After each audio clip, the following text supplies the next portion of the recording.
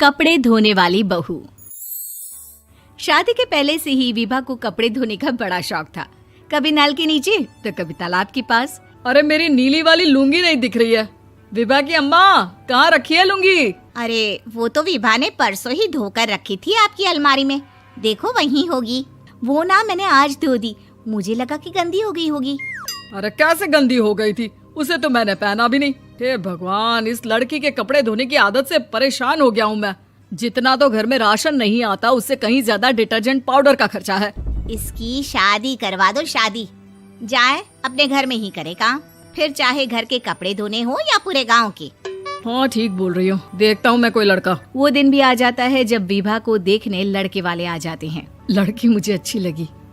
होने वाली सास कहती है, बेटी अगर कुछ पूछना है तो पूछ लो।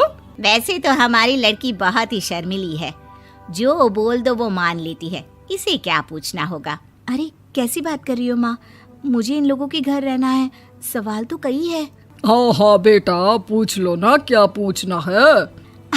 आप लोगों के घर कपड़े कौन धोता है? सास का मुंह बन जाता है। देखो, अगर तुम ये कहना चाहती हो कि तुम्हें कपड़े धोने नहीं आते तो सुन लो, कपड़े मैं ही धोती हूँ, लेकिन तुम्हारे आ जाने के बाद मैं रुमाल तक नहीं धोऊंगी। अरे चुप रहना भाग्यवान, बहू बेचारी घर आई नहीं, उसे डराना शुरू कर दिया।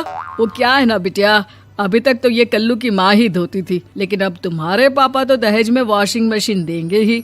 तभी विभा की माँ बोल पड़ती है, सवाल भी पूछा तो क्या। वैसे भाई साहब, मशीन की तो फिर भी कपड़े धोने की कैपेसिटी होती है। मतलब जो बिटिया दे रहे हैं ना विभा, इसे कपड़े धोने का बहुत शौक है। ये आप लोगों के क्या, आस पड़ोस गांव मोहल्ले सबके कपड़े धो दे और उफ तक ना करे। बाहर देखा नहीं आपने कितने कपड़े सूख रहे हैं? सब हमारी बिटिया ने ही तो धोए हैं। बस भी करो ना माँ, शर्म आ रही इतनी तारीफ सुनकर। और तो और एक दाग निकाल कर दिखाओ तो मान जाऊं। हाँ अच्छा, माफ करना बेटा, मैंने गलत समझा। हमें तो रिश्ता बहुत पसंद है। और ऐसे जुड़ जाता है रिश्ता कपड़े धोने का शौक रखने वाली विभा का। उसकी शादी हो जाती है कोयला फैक्ट्री में काम करने वाले कल्लू के साथ। शादी के बाद अचानक विभा चिल्लाती हुई सास के पास आती है। सासू माँ, अरे सासू माँ कहाँ है आप? ये तो धोखा है, धोखा दिया आप लोगों ने मुझे। इसे ससुर के चक्कर के बारे में पता चल गया। अरे तो उसमें तुझे क्यों धोखा मिला है? अरे नल में पानी नहीं आता, कपड़े कैसे कब धुलेंगे? अच्छा, तू पानी नहीं आ रहा उसकी बात कर रही है। तो आपने क्या सोचा? कुछ नहीं। अच्छा, तेरी माँ ने कहा था कि कपड़े धोने का शौक है तुझे, याद आया मुझे। शौक बोलकर कपड़े धोने वाले मेरे जुनून को कम ना आके सासू माँ, कपड़ा धोना मेरा गुरूर है। तभी पति भी वहाँ आ जाता है। अभी मैंने इसे सनी देओल की फिल्म दिखाई है, उसी के डायलॉग मार रही है माँ। अच्छा सुन, साफ साफ बता रही हूँ, पानी सुबह 4 से 6 और शाम को 10 से 12 आता है, समझी? विभा टाइमिंग सुनकर हैरान हो जाती है। ये क्या भूतों का मोहल्ला है? सुबह 4 बजे उठकर कौन कपड़े धोता है? 4 बजे टंकी में पानी जाता है, फिर सारा दिन धोना ना, किसने मना किया? अरे कैसी बात कर रही हैं? 200 लीटर की टंकी में कितने कपड़े धो लूंगी मैं? सुबह ही उठ जाऊंगी मैं। अब क्या था, विभा सुबह 4 से लेकर रात के 12 बजे तक कपड़े ही धोती रहती। एक रोज सास पड़ोस से निकलकर कहीं जा रही होती है कि साथ वाली कहती है, हाँ कल्लू की माँ, जरा ये बताओ कि 2 साड़ी है, 2 ब्लाउज और एक पेटीकोट और एक नाड़े वाला लंबा कच्छा। हाँ तो? अरे तो क्या, कितना लोगी धुलाई ये बताओ। धोबन दिख रहे हैं हम क्या? हमारे पति सरकारी नौकरी से अभी रिटायर हुए हैं और बेटा सुपरवाइजर है कोयला फैक्ट्री में। धोबन समझ रखा है हमें?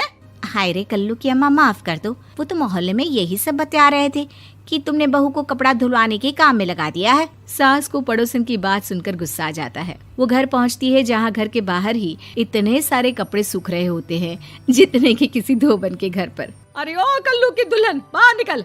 माँ जी यहीं आ जाओ, बाथरूम में चादर धो रहे हैं हम। अरे अभी हम धोते हैं, तुमको बाहर निकलो। ये आस पड़ोस वाले बोल रहे हैं कि हम बहू से कपड़े धुलवा कर उसे कपड़ा धोने वाली बना दिए हैं। अरे छोड़ो ना माँ जी, किन लोगों की बातों में आती हो? आस पास के लोगों का तो काम ही होता है कि वो किसी तरह सास बहू को लड़ा दे। बहू सारे घर के कपड़े धोती है, ये क्या कम है? बोलिए। सास को भी लग जाता है कि वो बहू का ये सनकीपन नहीं छुड़वा सकती, इससे अच्छा है कि खुद ही चुप हो जाए। एक रोज सास और बहू मंदिर जाते हैं, जहाँ सास की साड़ी वहाँ खड़ी भीख मांगने वाली से मिलती है। माँ जी क्या बात है, आपकी साड़ी उस भिखारन से कितनी मिल रही है ना? हाँ हाँ देखो तो, दोनों की साड़ी मिल रही है। क्या बात है कल्लू की अम्मा, तुम खुद को तो अफसर की बीवी बताती हो और ऐसी सिंपल सी प्लेन साड़ी पहनकर घूमती हो। सिंपल और प्लेन नहीं है ये साड़ी। तो क्या सोने के धागे से फूल बने हैं? कुछ भी सासू माँ, कुछ भी। हाँ बने थे इस साड़ी में सोने के धागे से फूल। मेरे पति लेकर आए थे मद्रास से स्पेशली मेरे लिए 10,000 की। ताहे भाई साहब इस भिखारन के लिए भी सेम टू सेम साड़ी लेकर आए होंगे 10,000 की। सास उस वक्त तो कुछ नहीं कहती, लेकिन बहू के साथ घर आती है और अलमारी से एल्बम निकाल कर लाती है। ये साड़ी देख रही है, ये वही साड़ी है जिसे मैंने अभी पहना था। इस साड़ी में ये जो चमकदार फूल दिख रहे हैं ना, ये सोने के धागों से काढ़े गए हैं। लेकिन तू लोकल वॉशिंग मशीन ब्रश से घिस घिस कर सारे फूलों को निकाल कर साड़ी प्लेन कर दी।